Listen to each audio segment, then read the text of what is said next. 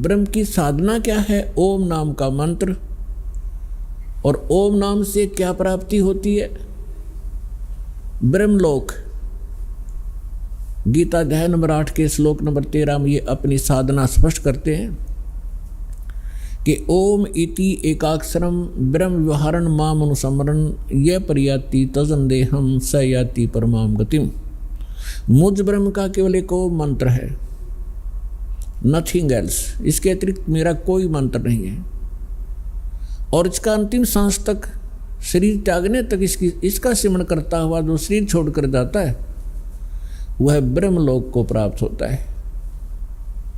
यानी मेरी सबसे उत्तम यानी परम गति प्राप्त होती है जो ओम से मिलने वाली है। श्री देवी भागवत 7वां स्कंद, सचित्र मोटा टाइप, गीता प्रेस गोरखपुर से प्रकाशित के पृष्ठ नंबर 562 और 63 पर यह निर्णय दिया है देवी जी ने। राजा हिमालय को वो ज्ञानोपदेश कर रहे हैं। वो कहती है कि मेरी साधना भी छोड़ दे जिसने मोक्ष चाहिए। और वो क्या बताती है कि ब्रह्म पाने का उद्देश्य रखो, ओम नाम का जाप करो, जिस कारण से आप उस ब्रह्म को प्राप्त हो जाओगे जो ब्रह्मलोक में रहता है। यानी ओम नाम ब्रह्म का है और ब्रह्म ब्रह्मलोक में रहता है और ओम नाम का जाप करने वाले ब्रह्मलोक को प्राप्त होते हैं। श्रीमद् भगवद गीता अध्याय नंबर 8 के श्लोक नंबर 16 में ये स्वयं गीता ज्ञानदाता स्पष्ट करता है कि ब्रह्मलोक में गए हुए प्राणी भी पुनरावृत्ति में है, अर्थात उनका भी जन्म और मृत्यु होता है। अब जैसे ज्ञानी आत्मा कौन थे? एक चुनक नाम के ऋषि थे। एक चुनक नाम के ऋषि थे। परमात्मा पाने के लिए उद्देश्य से उन्होंने वेदों को पढ़ा और जैसा भी ब्रह्मा जी से या मनु जी से अन्य जितने भी ऋषि हुए सभी नकली थे। इनको वेद ज्ञान नहीं था।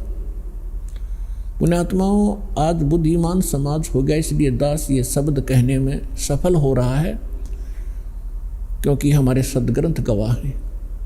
और ऐसे इंस्ट्रूमेंट परमेश्वर ने उपलब्ध करा दिए आपके लिए कि इन दुष्ट लोगों का अब दाव लग नहीं रहा। ये सिर पटक रहे हैं पागल कुत्ते की तरह। अब भी चाह रहे हैं कि जनता को बरगला दें, हमारे धंधे चलते रहें। लेकिन परमात्मा ने सबसे पहले उपकार ये किया आपके ऊपर कि आपको शिक्षित किया और फिर ऐसे उपकरण बनवाए। नहीं, ये मनुष्य मेड नहीं है, ये मनुष्य की बुद्धि के सत्र का काम नहीं है। इंटरनेट लगाना, टीवी चैनल बनाना, ये अभी 10 वर्ष से क्यों हुए, 15 वर्ष से पहले ना थी ये कभी। केवल आपके ऊपर रहम किया दाता ने, वो समर्थ शक्ति है, उन्होंने इस समय ये काम करना ही करना था। तो दास ने ये कहा कि आज तक जितने भी ऋषि महर्षि हुए हैं ये सभी अज्ञानी थे, इनको कख भी पता नहीं था वेदों और गीता और हमारे सदग्रंथों का। ये समय रह कर आपको बहुत बार प्रमाणित भी किया। समय आने पर इस सत्संग के दौरान भी समय लगा तो प्रमाण दिखाएंगे।